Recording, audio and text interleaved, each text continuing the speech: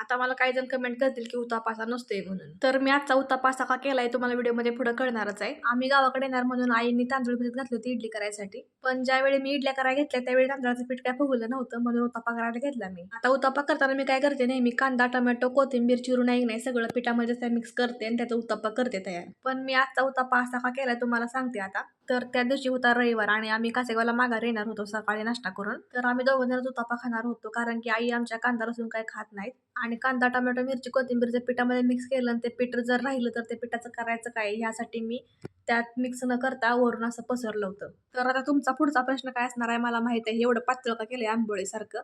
तर काय झालं जाड केलं तर ते खाऊ वाटत नाही त्यामुळे मी पातळ केलं आणि वरून कांदा, टोमॅटो, कोथिंबीर, मिरची चिरलं होतं ते टाकलं होतं. तुम्ही पण कधी उत्तप्पा करणार असला तर या पद्धतीने पण करू शकताय किंवा पिठामध्ये कांदा, टोमॅटो घालून पण करू शकताय. दोन्ही पद्धतीने केलं तरी पण चांगलंच लागतंय. चला आता आजचा व्हिडिओ एवढाच आहे. भेटू पुढच्या व्हिडिओमध्ये. Bye bye.